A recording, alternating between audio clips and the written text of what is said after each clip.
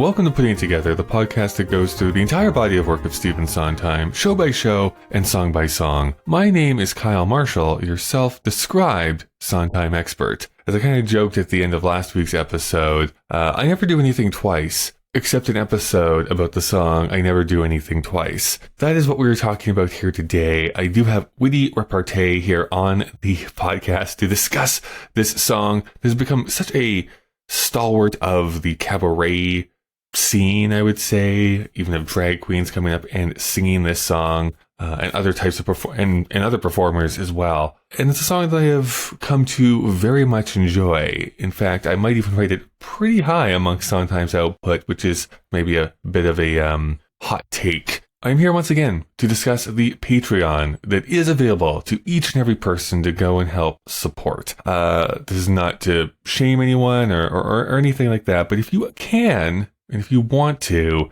go over and help support this show. That is patreon.com/puttingittogetherpodcast. One of the big things, even if you are a patron already, we still have a tie for what our Sondheim adjacent episode is going to be for next month. And there's only about a week left of voting. So right now, The Princess Bride and The Wild Party, the L'Accusa musical, are in a dead heat because we want to talk about something to do with Mandy Patinkin. So if you are a member of the Patreon and have not voted yet, this is your encouragement to go over and do so, because we need to have a winner. And I also need to plan the episode. Anyone that can make this go into one of those two directions would be really greatly appreciated. Of course, the huge news that I should probably discuss here a little bit at the beginning of the show is that, and this is not a joke this time, apparently Stephen Sondheim's very last musical is actually coming to Broadway. Well, off Broadway in a very tiny theater, but it is apparently supposed to be happening this time. It's not called Square One. It is now entitled Here We Are, coming to the Shed Theater, of course inspired by those two Louis Brunel films. I'm excited. If anyone is able to get me a ticket for that show, I would be greatly appreciative of that fact. Now, me trying to afford to get over into New York City again is going to be the heist of the century, I suppose. But I think I can make it happen for something as cataclysmic as this. And I guess officially I should say now, I guess we do have an extra season of this show to plan for. So Sondheim is the gift that keeps on giving. I would love to know what your thoughts are. Please send in any of your thoughts to puttingittogetherpodcast@gmail.com. You can hit me up on any of the social media platforms, because I want to know what we're all feeling, what we're all thinking, what we're all hopeful for. I still am going to consider this an unfinished work. I'm going to have to be very honest, but I'm still so very intrigued about what this show is going to feel like, be like, sound like. Fingers crossed that there's some good stuff in there. Anyways, there's no reason to belabor the point here anymore. Let's go over into my conversation with Witti Repartee and the song I Never Do Anything Twice.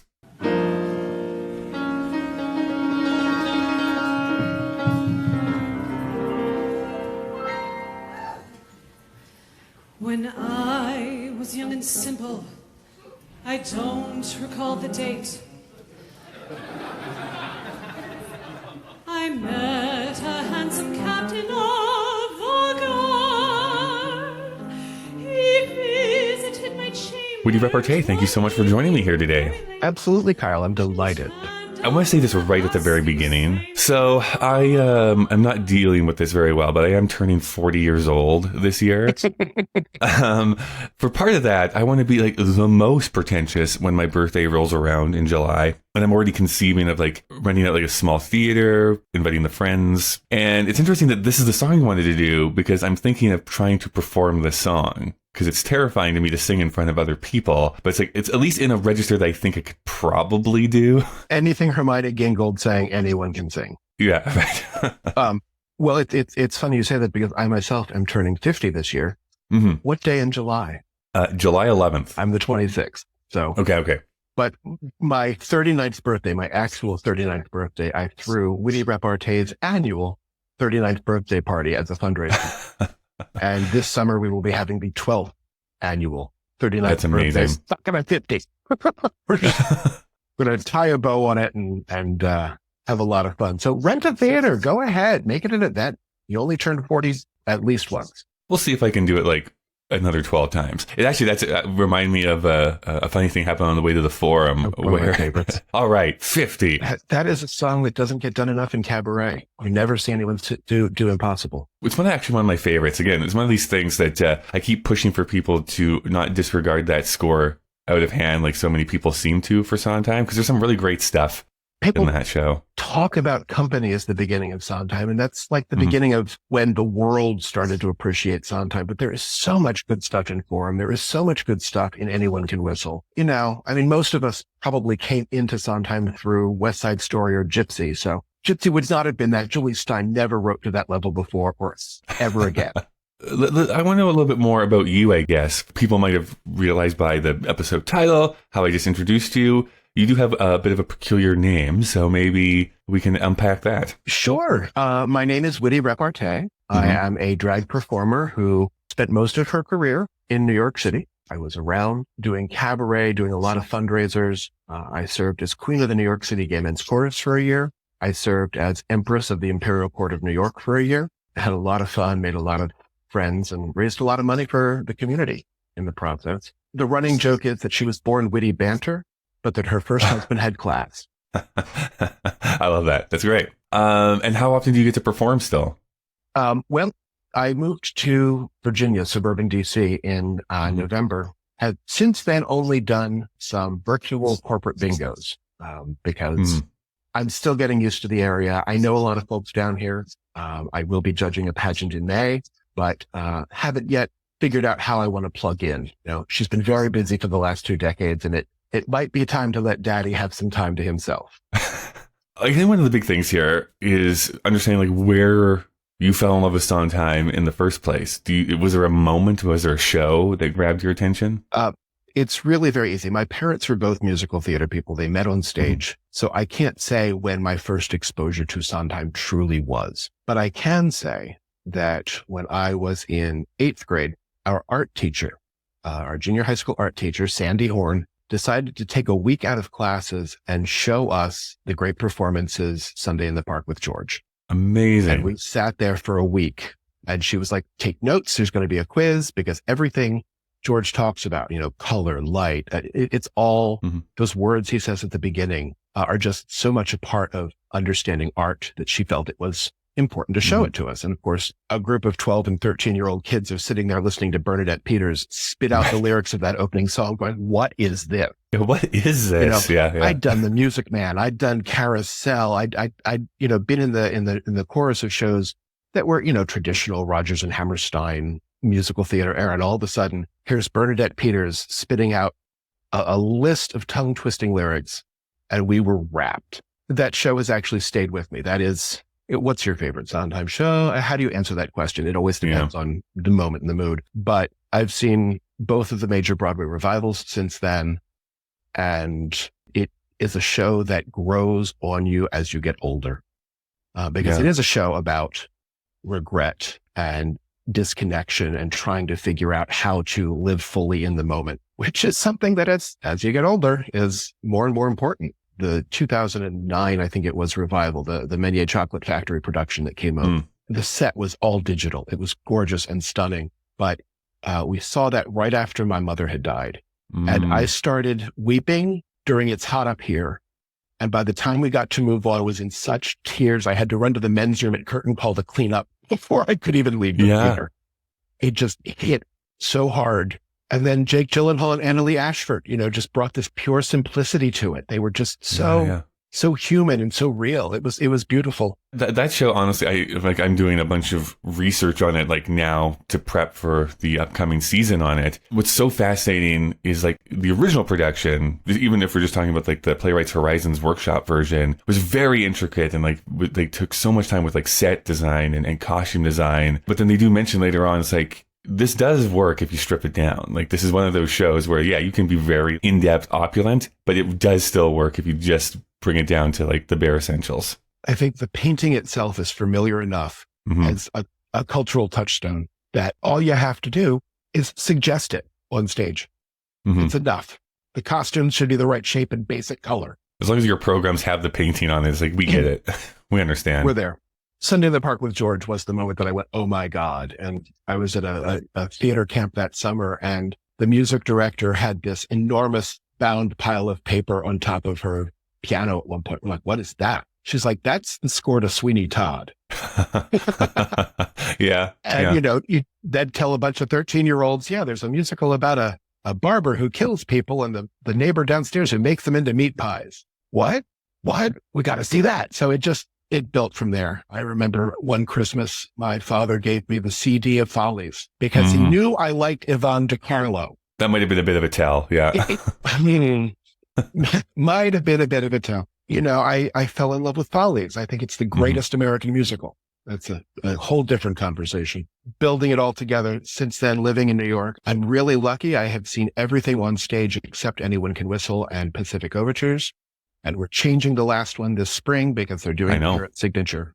I know. I'm very excited. I'm very jealous of you that you live so close to Signature Theater at this point. Right. Another theater from New York called me asking for money last week. And I'm like, I'm sorry. I live in Virginia now. My attention is diverted to the Signature.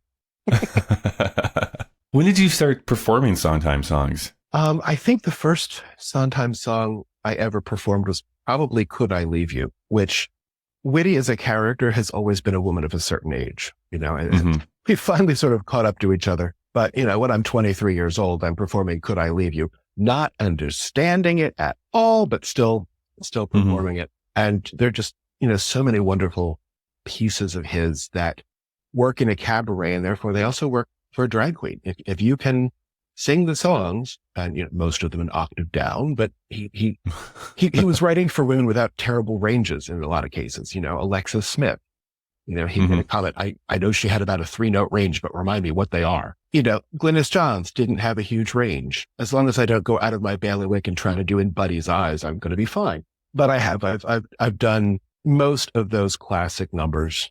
The Ladies Who Lunch is a favorite of mine. I Never Do Anything Twice is a favorite of mine. I'm working my way up. Someday I'll try to tackle Last Midnight, but that day hasn't come yet. Time with that. I mean, that is the song we are scheduled to talk about here today. I Never Do Anything Twice. Although, as you mentioned in the email you sent to me, I think it is interesting to talk about this in respect to some of the other songs of, I guess we'll even call them like women of a certain age, is singing about their trysts that Sondheim has written about. Like, when did you come across this song for the first time? I think I can definitively say the first time that I went, about the song was when Patti LuPone performed Matters of the Heart. I was lucky enough. I was the marketing director of a theater in Rahway, New Jersey, where Patti did that for the first time in the New York area before she did the Lincoln Center run. Hearing her do that song that night, I went, what is this? It caught my attention. She mixed it in a medley with a song called When the World Was Young, which really sort of leaned into that idea of memory and regret. And she pretty quickly followed it with a song called I Regret Everything. So it sort of fit into a nice little place in her concert. And it struck me as filthy and funny. And it's one of those songs that's beautifully filthy because it doesn't go there in words. It lets you imagine. There's a lot of double entendre that's going on, but some double, some triple. I think there's even a quadruple at one point. We were talking, a friend and I were talking the other day about, the Hays Code from the Hollywood days, the 30s and 40s and 50s, where they couldn't say things, right? Yes. And like the classic film, The Women is a great example. The Scarlet Woman, the Joan Crawford role, her last line, her closing line is, there's a word for ladies like you, but it isn't heard in polite society outside a kennel. And you're like, wow, they couldn't say the word bitch. So they made it clever. They made it creative, and it's something we remember. And I think Sondheim does a lot of that in the song too. He's tiptoeing around and I'm sure, we'll talk about it, but did he really mean that? Is that hammer and nails? Wait, what? And it just, leaves the audience go. When I perform the song and get to the line about hammer and nails, I throw my arms out to the side, give myself a little Christ moment there, because I think that's certainly what we're talking about. But, for sure. He doesn't say it. He lets you just go there and enjoy the journey. Have you ever seen the 7% Solution that this was written for? I have seen the 7% Solution. I went looking for it again in the last few weeks to see if I could find it, but only on very expensive DVDs at this point. That's the only way to get it.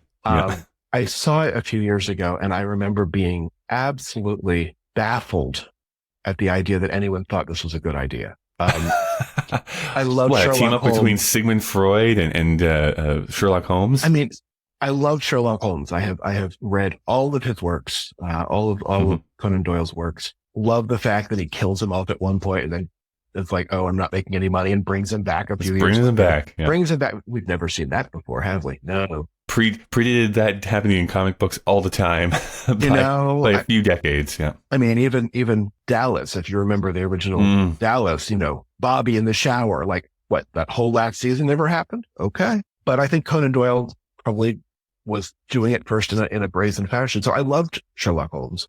I'm not a Freudian. If you push me hard, I'll show my Jung side. It just seemed to me when I saw it to be a vanity project.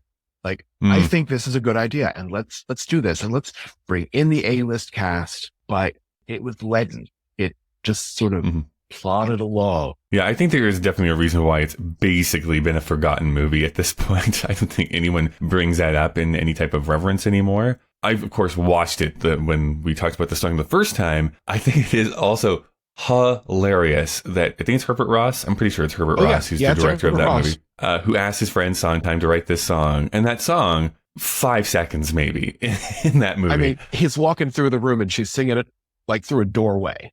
It's like, wait, I watched this entire movie because of this song, and where's the song? Yeah, it just does not show up.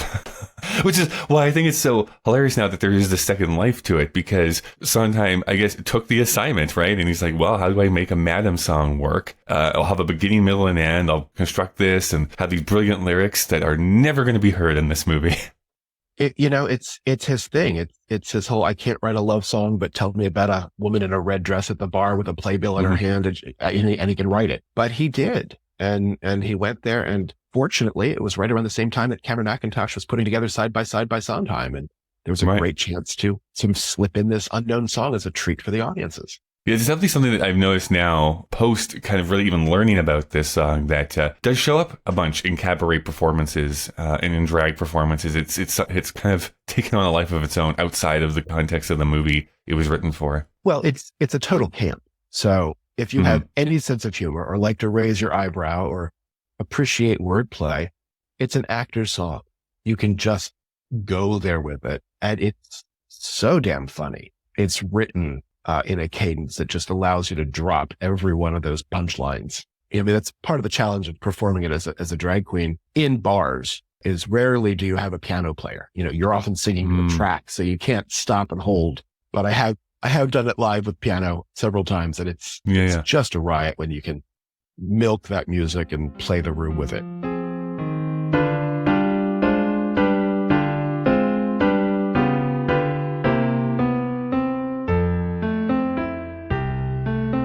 Hi everyone, just Kyle breaking into the conversation to tell you about some of the people and organizations that help this show continue to go. Now, if you'd like to help support the show for absolutely free, you can do so by giving a rating and review on whatever app you listen to podcasts in. That's, of course, greatly appreciated. And if you'd like to help monetarily, which will only help to grow and make this show better, you can do so over at our Patreon page. Please do not donate if it impacts you negatively financially. I also need to give a huge thank you to the God That's a Good tier from Patreon of Jack, Todd, Robert, Louise, Christopher, Stephen, and Derek. Putting It Together is a proud member of the Alberta Podcast Network, locally grown, community supported. The Alberta Podcast Network promotes and supports Alberta-made podcasts and connects their audiences with Alberta-based businesses and organizations. This episode is brought to you by Park Power, your friendly local utilities provider in Alberta, offering internet, electricity, and natural gas with low rates, awesome service, and profit sharing with local charities. In Alberta, you get to choose who to buy your internet, electricity, and natural gas from. If you choose Park Power, you are choosing a positive local business. Plus, Park Power shares its profits with local not-for-profits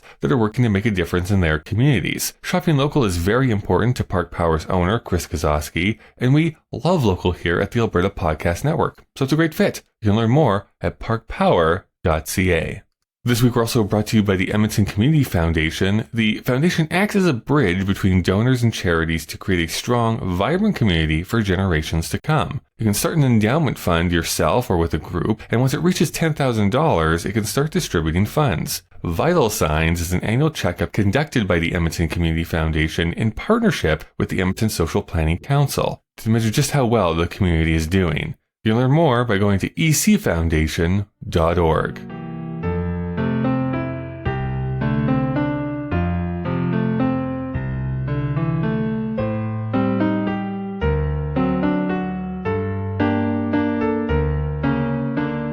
Well, let's start jumping into it here then. Let's just share my screen. So this is the one I found on YouTube. This is the one performed by Millicent Martin, who was playing an old woman when she was in her 40s. So let's listen to the first, story here. On Broadway, it got me my husband, who was sitting in the audience right about. Can you hear that? I can.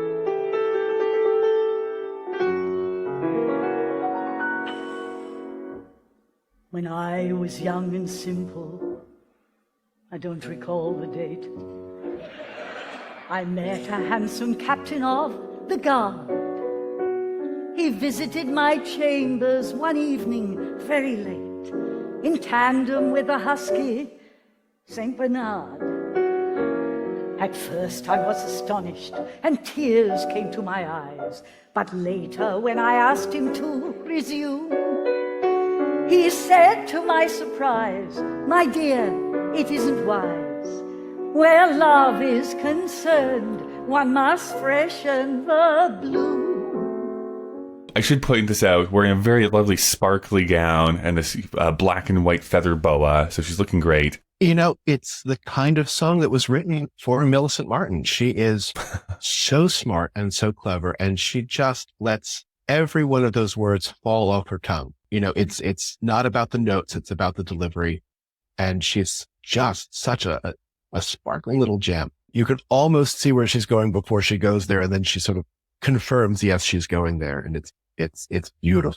Well, talking about not being super explicit, what is being communicated here? We have the captain of the guard, we have a husky Saint Bernard. What's the implication that's happening?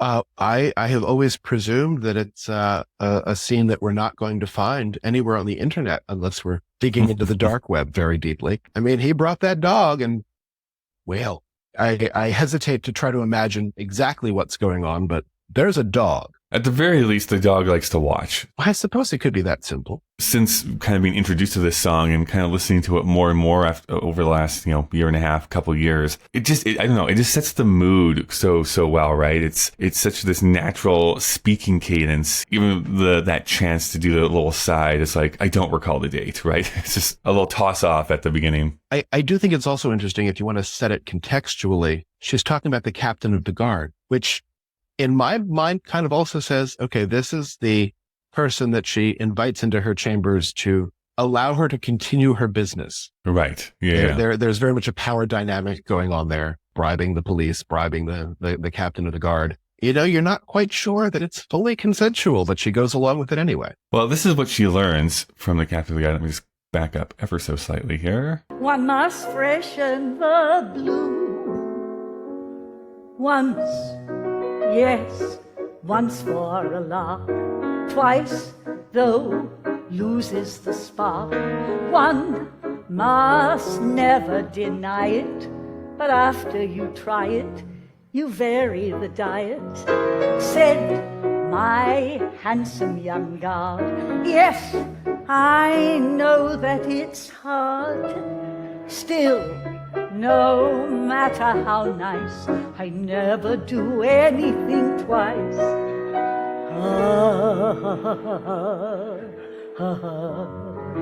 All right, so that's the refrain that we'll hear a few different times throughout this song here. My big question for you, because you have performed this, is how do you perform this section? I think you're carrying the audience through. My take on this particular section is, this might be the first time that something this unusual happened to this particular woman. She's taking it as a learning opportunity. She's discovering the philosophy of never doing anything twice. And she's sort of going, hey, that seems like a good idea. Also, I'll never have to do this again if I don't want to. Well, yeah, it's this interesting thing, too, because it is the captain of the guard who is saying this to her, right? So it's this interesting little lesson. I guess, I don't know, beginning of her career, or at least at some point in her career, which is interesting that she takes that through for the rest of the song here. And she says she was young and simple, but she also calls him her handsome young man. So this is in the very blush of her career. She was young and pretty. She could get anyone she wanted, and she had a handsome man down. We'll see later. She doesn't describe the priest, but right, it's what she can get. Yeah. For me, it's interesting if you watch different performances of this song. There's always this choice I find that performers do, that line that is supposed to be a joke, which is, yes, I know that it's hard. It's the obvious double entendre that they're talking about, but how much do you goose that? Like, how much do you lean into, yes, I know that it's hard, that line? I don't know. I find it better, for me at least, if this first one kind of goes by quickly, but you don't actually hammer it home, but you do the next couple where it's like, oh, this is, it has two different meanings that we have here. I think that's absolutely the way. And in the first case, because it is the captain speaking, he's referring to if you're going into the double entendre, he's referring to himself and being able to walk away from something himself, even though he knows he enjoyed it and there could be more to have. This one is sort of, she's learning, she's hearing it. Yes, I know that it's hard. And the second one, I think, you really land on. And by the time you get to the abbot, she's sort of just explaining her philosophy. It's less of a no and more of, it's almost like an exasperated one, right? It's like, yes, I know that it's hard, but we have to go past this. We've had this discussion before. Yeah, this one I would agree is very much a sort of, you say it without leaning into it a whole lot, but there is a moment where you can certainly pause, take your audience in for a moment and say, yeah, you're all here. You're all with me, right?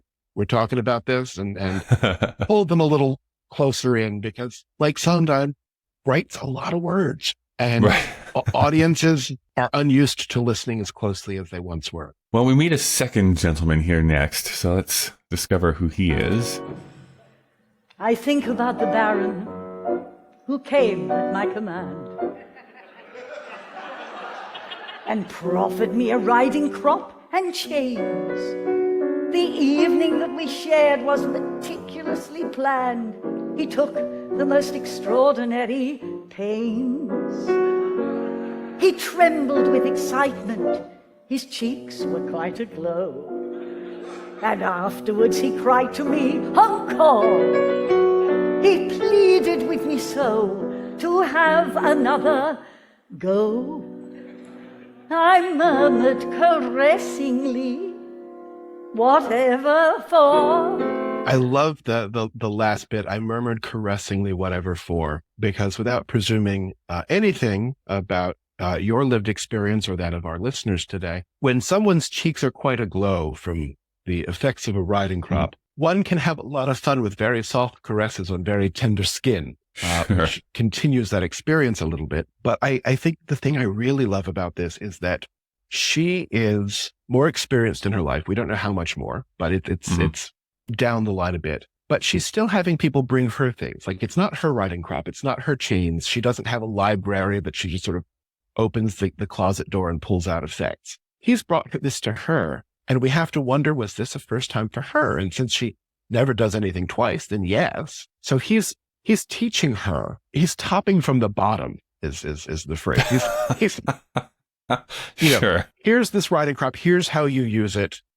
And oh my goodness, I taught you well, or you're a natural, or something, because she just delivers the perfect experience for him. Here's my extended Sondheim universe question. Is this the Baron de Signac, do you think? Is this the same Baron from Liaisons? There is a culture, at least in the leather community, in the pan straight leather community, at least, the title Baroness is something that is often assumed by Doms, pro Doms. And I think that it might be an allusion there. Is it the Baron de Signac? Let's do the math. This is written for a movie set in 1880 something. Late 1800s, yeah.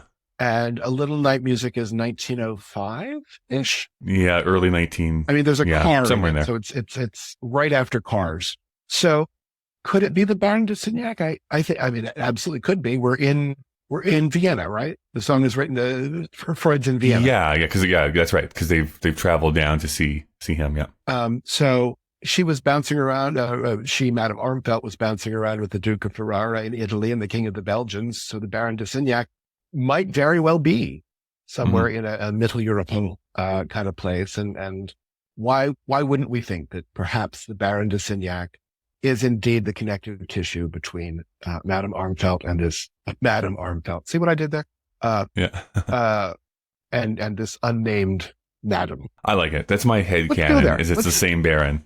let's just go there. This is only 4 years after A Little Night Music. Yeah. So not very long after A Little Night Music was written. Sondheim was writing about barons, and I'm trying to remember when he visited the Baron de Signac. Is that where she came to the false chiffonier? I think so. Yeah. So there's certainly lots of play in that. Let's go there. This is the Baron de Signac. Here is the chorus one more time. Pressingly, whatever for, once, yes, once is a lark, twice, though, loses the spark. Once, yes, once is delicious, but twice would be vicious, or just repetitious. Someone's bound to start. Yes, I know that it's hard. Still, no matter the vice, I never do anything twice.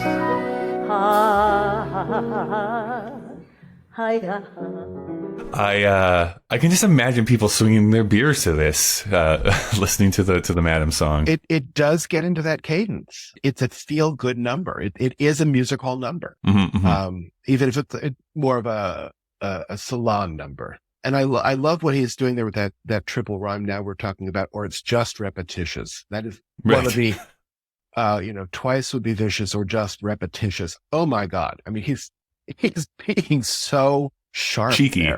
Yeah, that is certainly a moment like in the first verse. You're going to hit the harder here, so you get to play with the vicious or just repetitious, and you get to play that weariness. I think like this is talking about that, actors singing a song, whether it's a facial tick or something that you do or emotion that you do, like, this is where you kind of lean into that. It's like, yes, I know that it's hard, but. So next time he'll have to bring something other than a riding crop and chains. That's right. Well, let's find out what that is here. And then there was the abbot, who worshipped at my feet and dressed me in a wimple and in veils. He made a proposition which I found rather sweet and handed me a hammer and some nails.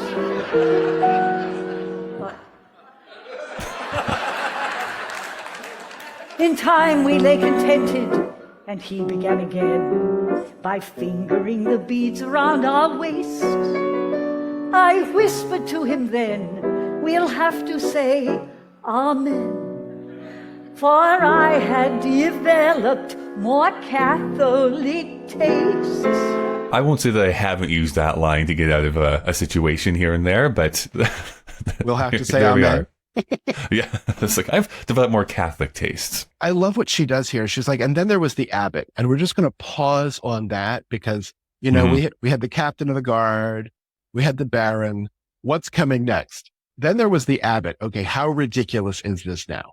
I'm curious because I don't know. I guess I should know my history better. Obviously, this is written for a specific time period for the movie that it's set in. Would the clergy have been above the baron at this point, or is this a step down for her? I think it's a good question, but I think it's a step up still. I think she's still building up because depending when in time the clergy was respected, but you're going from a captain who's, an officer, to a baron who is the lowest level of nobility, to the abbot who's going to be the head of a monastery. So it's the rank of the individual is higher. And I think the expected level of class and decorum. A captain of the guard's going to go out drinking. A baron might be a little more circumspect, but an abbot should be above reproach. So the idea here. And that's when you get the really weird stuff, is when you get up to the clergy. The more repressed you are, the crazier you go in your quiet places. So what's with this hammer and nails? What is the, I know I talked about this in the last episode, but I am still a bit curious, like, what is the actual implication here? Obviously, she's not, I wouldn't think, actually hammering these nails into him, but there must be something there. Well, I'm just going to put it out there that everybody has a kink and there are all sorts of tastes. And I am aware that consensual crucifixion scenes have occurred in dungeon spaces where the nails actually, let me not describe it further. That idea that we're actually having a really hardcore BDSM scene here is not out of the question. Okay. Now, she doesn't fully go there, and I think Sondheim lets us imagine where they go, and it might just be, I'm sorry, my cat just knocked something over in the other room. Sondheim doesn't tell us perfectly clearly that that's where it is. It could just be the beginnings of a fantasy scene. It could just be, we're going to get dressed in our wimple and veil, and we're going to have the uniform of the clergy here, and we're going to do some kind of, Mother May I scene, Mother Superior. Right. But I think he leaves that open for us to go, oh my God, what? Really? My monocle falls out of my eye. I'm shocked. There's so much there. I happen to love the line, I had developed more Catholic tastes, using little c Catholic and the, more universal tastes. You're getting a little too specific for me here, buddy. Well, this is how the song concludes. Once, yes, once more love. Twice, though, loses the spark. As I said to the abbot, I'll get in the habit, but not in the habit. That's my favorite line, by the way. My highest regard. Yes, I know that it's hard. Still, no matter the vice, I never do anything twice. Once, yes, once can be nice. Love requires some spice. If you've something in view, something to do, totally new, I'll be there in a trice. But I never do anything twice. Except, no, I never do anything twice. So, as I said there, I'll get in the habit, but not in the habit. I think it's just one of those. I want to know when he thought of that line. It's like, that's really good.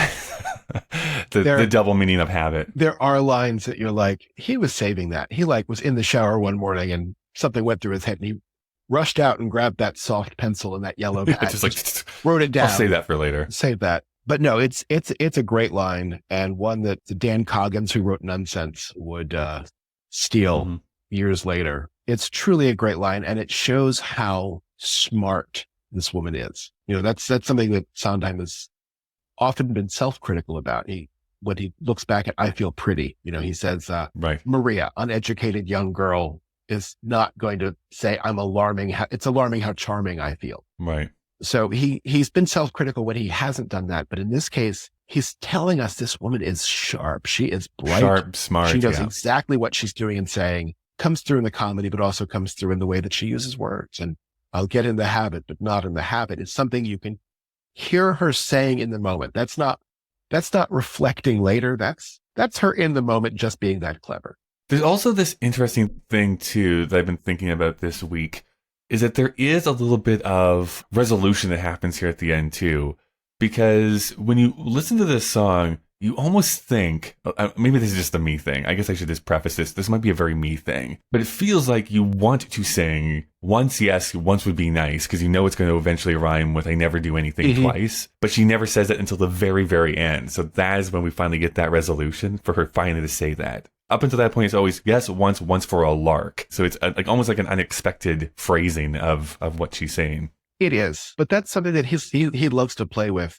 In his works, I'm thinking right now on the steps of the palace, where you get Cinderella at the end, and it's him and not you who is stuck in the shoe with the shoe in the goo, and you've learned something. He just breaks the line and keeps repeating a rhyme to have fun with it until you finally get to the resolve where he's like, "Yeah, we're just going to surprise you here." I guess, yeah. Overall, what are your feelings on this performance and on this song? This is the the performance of the song. Millicent Martin is the one who took the song and made it ours, gave it to the world. It's the kind of song, I mean, she was performing it. I don't remember exactly how old she was, but this was 40 years ago, almost 50 years ago that she introduced it in Side by Side by Sondheim. This performance looks like it was probably 5 or 10 years ago, right? Based on how old she is now. But she was able to pull this off beautifully and for all times when she was in her early 40s. It's a song like Elaine Stritch is like, I'm still here. I heard women in their 60s do it, 50s, 40s even. Where were they? Where'd they been? Given that it was written for Yvonne De Carlo, who was 49, is sort of an interesting question. But here you've got a woman who is just smart enough to do it at 40 and can still be doing it into her 70s. And it doesn't lose a darn thing. And it was just as sharp. So this really is the performance of the song. There's just a mischievous grin she has on too. It's just like a little twinkle in her eye as she sings this. So it's like exactly what you would even think of as whether it is a cabaret performance or it's like I am going to the local brothel to hear my madam sing to me. There's something wonderful about it. It makes it funnier. Just thinking about her at 40 or me doing it in my 40s. When you look at Millicent Martin in this video and you go, oh my God, she reminds me of my grandmother. And she's telling these filthy stories. It comes across so brilliantly and proof that a good artist, a good performer does not always have to be note perfect on a song. She has at this point in her career passing familiarity with the melody. And because of the way the song is written, that's fine. That's okay. I'd much rather see her twinkle through it than somebody sing it properly. Certain songs, like you don't want to have almost a perfect singer because it almost ruins the fun of the song. you kind of need that little bit of like, I don't know, grittiness to it, for lack of a better word. You don't want it to be too perfect. And then there are some times, and this is one of my greatest, it's not my regret, but I am really very sorry they never recorded the 2001 Follies that Roundup Theater did, because Judith Ivy's Sally, her Losing My Mind was not the best song. People were critical of that cast for not being singers, but her Losing My Mind was just such a feral cry. You didn't care. It was so there and present, and which doesn't mean that I don't love to hear Barbara Cook sing it, or even especially Dorothy Collins, but you don't always have to sing.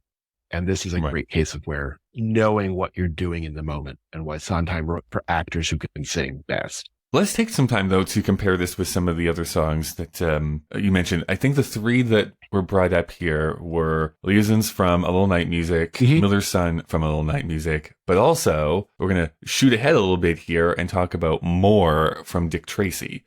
So as a comparison, I guess why those songs in particular? Why were those the ones that jumped to mind? Well, they jumped to mind, and actually I thought of one this morning that I didn't even mention to you earlier, Welcome to Kanagawa from Pacific Overtures. How did I forget Welcome to Kanagawa? They are songs about women who are unafraid to use their natural talents and gifts to get what they need to survive in the world. Working women, as it were. Now, granted, Madame Armfeldt has very little in common with the Madam from Pacific Overtures or Breathless Mahoney in Dick Tracy, except for that I have this thing I can do, and it will give me access and power in ways that I haven't been given opportunity to. And that's Madame Armfeldt's whole point in A Little Night Music is my daughter is squandering her opportunities. I'm not going to let my granddaughter do that. Right. And, Petra with Miller's Son later coming through, not with I'm going to be a courtesan,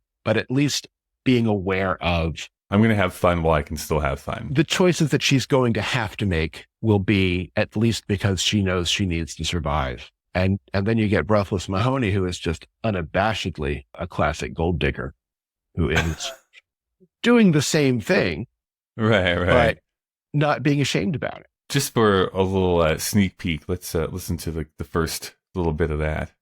This is More from Dick Tracy, sung by Madonna, of course. Once upon a time I had plenty of nothing, which was fine with me because I had rhythm, music, love, the sun, the stars, and the moon above. Had the clear blue sky and the deep blue sea. That was when the best things in life were free. Then time went by and now I get plenty of plenty, which is fine with me to go with them. Who could ask for anything more? I hear you query. Who could ask for anything more? Well, let me tell. So that's the opening bit of that song. I'm actually very looking forward to this. Just to let people know, I do plan when we actually get there to do an entire season on the songs of Dick Tracy. So that'll be Excellent. fun to explore. But I guess I forgot. It's been so long since I've watched this movie that I didn't realize there was as many songs Sondheim wrote for that movie. There are 5 or I always 6, just remember aren't there? five. Yeah, there's 5 or 6 of them. I always just remember the Sooner or Later, because that's what wins him the Oscar. But Sooner or Later, What More Can You Lose, which he Mhm. wrote for Mandy Patinkin, is gorgeous. Mhm. Live Alone and Like It, Back in Business. It's a great, fun collection. And he Yeah. does what he always does. I mean, we're not talking about more today, but when you get there, you can't not listen to that and go, oh, there's Gershwin. Oh, there's Porter. That he's pulling in all the great Depression era lyricists and referencing all their music. It's joyful. In this number, for folks who aren't aware, she goes on and just starts about collecting wealth, and she's playing with diamonds and multiplying and talking about how many she's got, and ultimately comes back to that Madame Armfeldt thing. And the line, I think the lyric is, remember Mother Hubbard, go out and fill your cupboard. She's doing this for a reason. Here's one more character who's saying, I need to do what I can to have a life for myself. And I think it ties back to the Madame song. It ties back to Liaison's Welcome to Kanagawa, which I can't wait to hear your episode on that. But Sondheim wrote a funny song that he doesn't think ever landed, but it's a very funny song. And, much like this one, much like Liaisons, it was written for a character played by a man. The Madame is played by a man in the original production. And my God, if he doesn't sound like he's B. Arthur delivering the song. That's so true. I mean, one of the things too is just talking about like Sondheim's comedy. Like one of his own self-criticisms is that he always wrote, he could write a humorous song, but it was never something that people actually laughed at. You would get like knowing nods or like smiles or something, but you never actually get people to laugh, which I don't know. I think there's some exceptions to that. I think what is true is that because of how lyrically dense he usually makes his lyrics to be, it's one of those classic things. It's like almost like the victim of your own success, because you kind of need to sometimes listen to it 2 or 3 times. Like, this is actually really well thought out and funny, but like in the moment you might just have like just totally missed it because we're now on to the next thing already. So many jokes come flying, but it's also that he's not writing jokes, he's writing character moments. True. Yeah. Like, let's go back to Forum. The reprise of Lovely, where it's the exact same song that the lyrics, Virgin sang in the first verse, is now Hysterium's. And it's a hysterical twist on it because of the character and the situation. I defy anyone to sit through a good production of Sweeney Todd and not be rolling in the aisles during A Little Priest. Right. Yeah, that's true. Because in that case, he uses it like Shakespeare uses clowns. You've just had all this dark like epiphany and like Todd going mad. And then all of a sudden, here comes Earth Mother Mrs. Lovett telling jokes and making fun of people. Well, yeah, I think that's so true. I think it's the difference between like writing a joke, like a stand-up comic getting up and like, set up punchline sort of thing, versus it being like very attuned to a character. And the second example, you can get like people like really laughing hysterically if you understand or if you're involved with those people. It calls to mind like this example is going to be so over the head of most people listening to this, so I apologize. But supposedly in recorded mediums, like from the time of radio until now, the person who has had the longest sustained laugh applause break was Jack Benny in his old radio show. And if you don't know Jack Benny, which most of you probably don't, he was notoriously cheap. He did not like to pay money for things. But if you knew that... Including many of the jokes he stole from other writers. Yes, exactly. But there is a moment that happens in one of his shows where he's being held up. Like a robber has a gun pointed at him, and the robber says, "Your money or your life." And there's just a giant pause. Mister, put down that gun. Shut up. Now, come on. Your money or your life?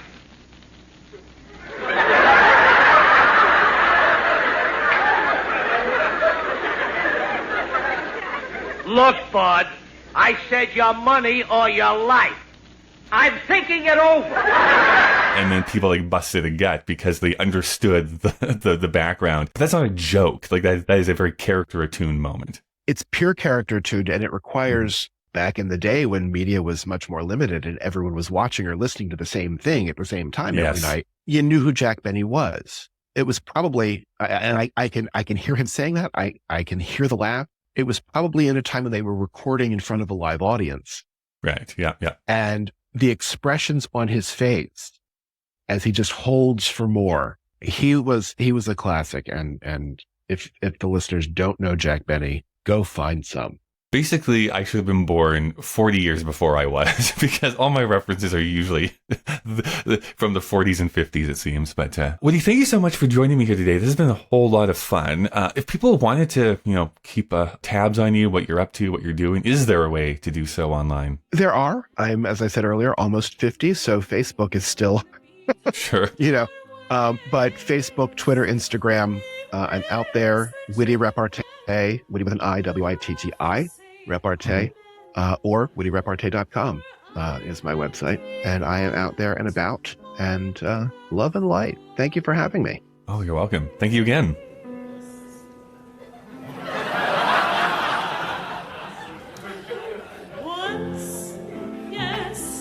Once for a lark, twice ago. Thanks so much for listening. You can send emails to puttingittogetherpodcast@gmail.com. You can also follow Sondheim Podcast on Twitter and Instagram. And you can support the show on Patreon by going to patreon.com/puttingittogetherpodcast. Thank you to the Alberta Podcast Network, to Park Power, and to the Edmonton Community Foundation this week. Putting It Together is available on Apple Podcasts, Google Podcasts, Spotify, and pretty much anywhere that you can get podcasts from. Consider subscribing so that you never miss an episode. Next week, we're going to do a little bit of an alternate type of episode. We're going to be talking about the element of threes in the score of A Little Night Music. We're just going to waltz right in and waltz right out. As always, a big thank you to the great Chris Taniguchi, who designed the podcast artwork, and to Nick Driscoll for composing our theme music. Well, we've reached the end of our episode. Yes, I know. Goodbye for now.